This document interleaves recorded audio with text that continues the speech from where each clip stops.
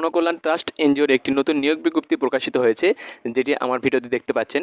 তো এখানে কিন্তু আপনারা নিয়োগ বিজ্ঞপ্তি সম্পূর্ণ দেখতে পাচ্ছেন, কী কী পদ থাকছে, পদ সংখ্যা কত এবং শিক্ষাগত যোগ্যতা কত লাগবে, বেতন কত, তো সব কিছু কিন্তু বিস্তারিত আপনারা জানতে পারবেন এবং আবেদন কিভাবে করবেন সেটাও কিন্তু আমি বলে দেওয়ার চেষ্টা করব।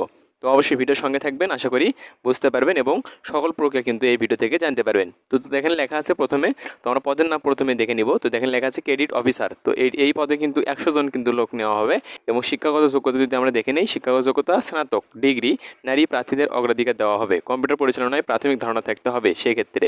তো বেতন যদি আমরা দেখে নেই, শিক্ষানবিশকাল 6 মাস 18,000 টাকা এবং জিকেটি বিধি মোতাবেক চাকুরি স্থায়ীকরণের পর মাসিক বেতন সর্বসাকুল্যে 25,000 টাকা।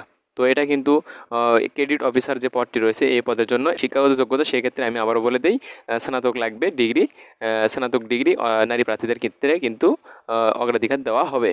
তো তারপরে যদি সুবিধা যদি দেখে নিই আমি একটু, তো সুবিধা কিন্তু চাকরি স্থায়ী হওয়ার পর পিএফ, গ্র্যাচুইটি, বছরে 2টি উৎসব বোনাস, বৈশাখী ভাতা, কৃতিত্ব প্রণোদনা ও কর্ম এলাকায় বিনা খরচে একক আবাসন সুবিধা সহ মূল্যায়নের ভিত্তিতে বাৎসরিক ইনক্রিমেন্ট প্রদান করা হয়। তো যে বিষয়টি খুবই গুরুত্বপূর্ণ, দেখেন লেখা আছে সাক্ষাৎকারের সময়, এবার আমি যেটি বলতেছি এটা কিন্তু খুবই গুরুত্বপূর্ণ একটি বিষয়। দেখেন লেখা আছে সাক্ষাতের সময়ে প্রয়োজনীয় মূল কাগজপত্রের সঙ্গে নিয়ে আসতে হবে এবং ফটোকপি সত্যায়িত করে আবেদনপত্রের সাথে সংযুক্ত করতে হবে।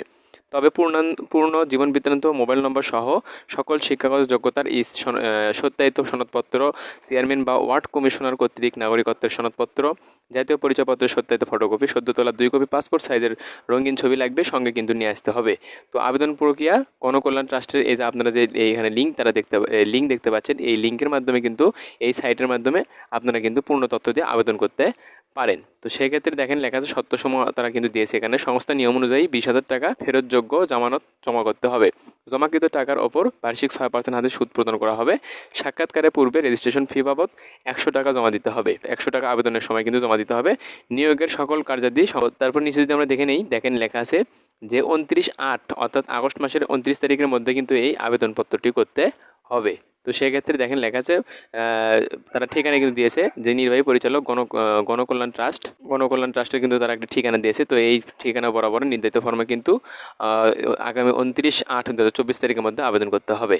তো আশা করি এটি কিন্তু বুঝতে পেরেছেন। তো সেক্ষেত্রে আপনাদের যে মূল বিষয়টি হলো যে পদটি, তো পদের নাম কিন্তু ক্রেডিট অফিসার, 100 জন কিন্তু লোক তারা নিবে এবং শিক্ষাগত যোগ্যতা লাগবে স্নাতক ডিগ্রি, নারী প্রার্থীদের ক্ষেত্রে কিন্তু অগ্রাধিকার দেওয়া হবে।